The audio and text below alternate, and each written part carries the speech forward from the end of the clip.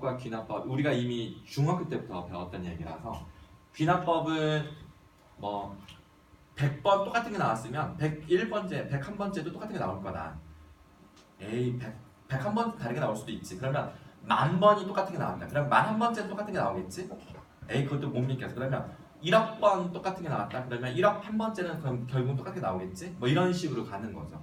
사례수가 적어서 못 믿다 그러면 사례수를 계속 늘려가는 거예요. 혹시 동전 있으신 분들 계시나요? 네, 던지세요. 이 숫자가 뒷면이고 요 이순신 장군인가요? 이렇게 앞면이죠. 이렇게 딱 이렇게 돌리다가 앞면일까요? 뒷면일까요? 앞면. 틀렸어요. 뒷면. 네, 다시 한번 해볼게요. 앞면일까요? 뒷면일까요? 뒷면. 앞면. 또 뒷면 또 틀렸어요. 제가 2번 연속 틀렸습니다. 자, 3번째는 맞을까요? 틀릴까요? 아이고. 뒷면. 맞았네. 틀려야 되는데. 네. 2번 가지고는 그 다음 걸 예측할 수가 없는데 만약에 제가 집에서 우리 아들하고 할 때요 19번을 연속해서 맞춘 적이 있어요. 네. 근데 끝까지 저희 아들은 그 다음에 틀릴 거라고 아빠가 그냥 그걸 19번이나 반복해서 맞춘 다음에 결국 20번째가 틀릴 때 결국은 아들이 윤찬이가 우리 아들 이름 윤찬인데 윤찬이가 결국 아빠 틀리잖아 이렇게. 근데 사실은 19번을 연속 맞춘다는 거는 2분의 1의 19승이기 때문에 확률이 0.0000001분의 1보다 작은 거예요. 엄청 높은 확률이죠.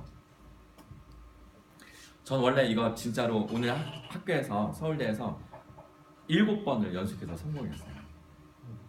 대단하죠, 그렇죠?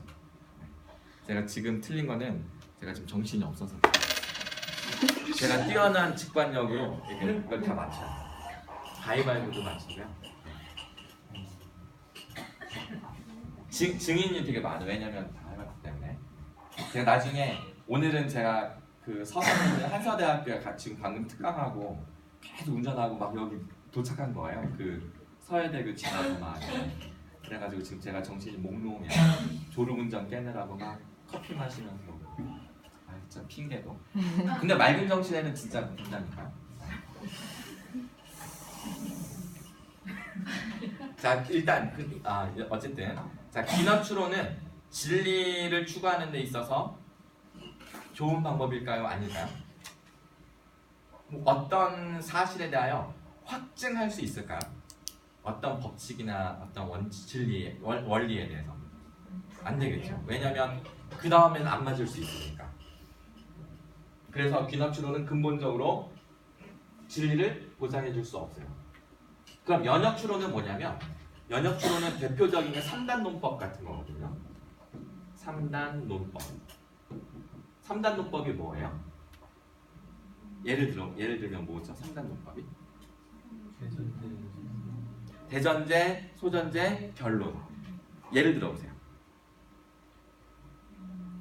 모든 사람은 죽는다. 그러면 소전제는 나도 사람이다. 결론은 나도 결국은 죽는다. 모든 사람은 죽는다. B, 나는 사람이다. 그럼 B가 A이고 A는 C니까 결론 B는 A를 거쳐서 C. 따라서 B도 죽는다. 뭐 이런 식이 되는 거죠. 이 논리에 오류가 있나요? 없나요? 오류가 없죠. 자, 그러면 연역추론은 진리를 확증할 수 있는 좋은 방법일까요? 이 연역추론은 대전제만 참이면 결론은 무조건 참이되게 돼 있어요. 우리가 보통 논리적이라고 말하는 건 이런 거예요. 우리가 보통 상식적으로 합리적이냐 아니냐 할 때 야 10번에서 맞았으면 이번에도 맞겠지. 이게 되게 상식적이잖아요. 그런 건 귀납추론이고 야 논리적으로 A가 B고 B가 C면 A면 C지 이렇게 말하는 거는 연역추론입니다. 이게 논리의 다예요. 자 그럼 연역추론은 진리를 보장할 수 있을까요? Yes, no? 우리 윤석태님은 어떻게 생각하세요? 진리를 보장할 수 없다고 생각합니다. 보장할 수 없다. 왜요? 진리라는 것들이 굉장히 네. 추상적인 개념이기 때문에 네. 옳고 그름을 확신할 수 없어요. 하지만 논리적으로 논증할 수 있잖아요.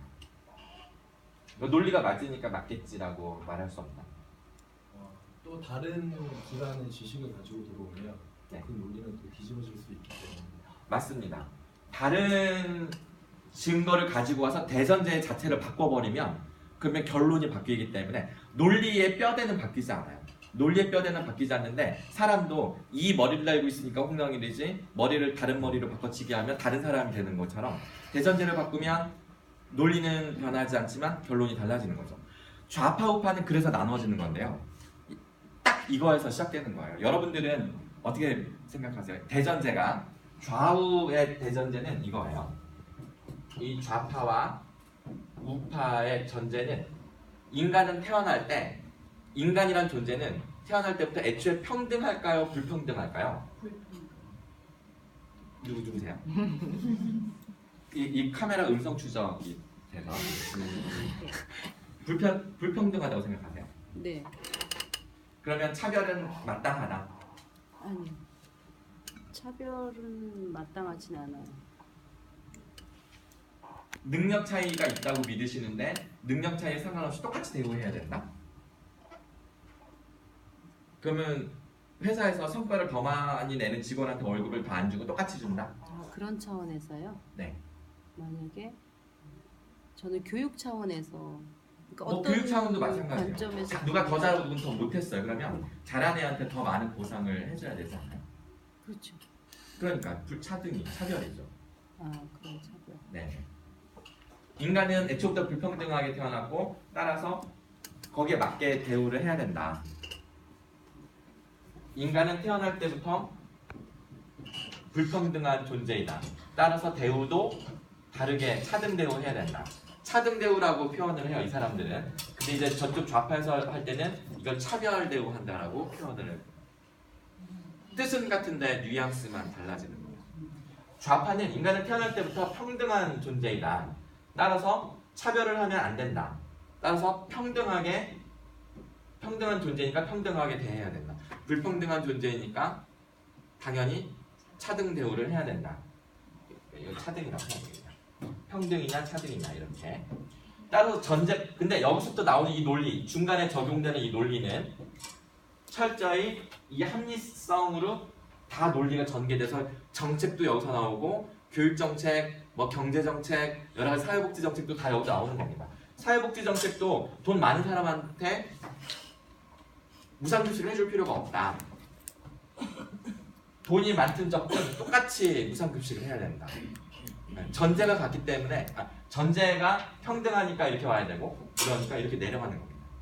둘 다 논리적으로 모순은 없어요.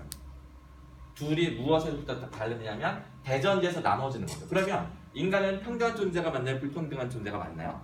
이 전제에 대해서는 무엇이 맞다라고 주장할 수가 없고 그냥 이거는 믿음이 나뉘어지는 거예요.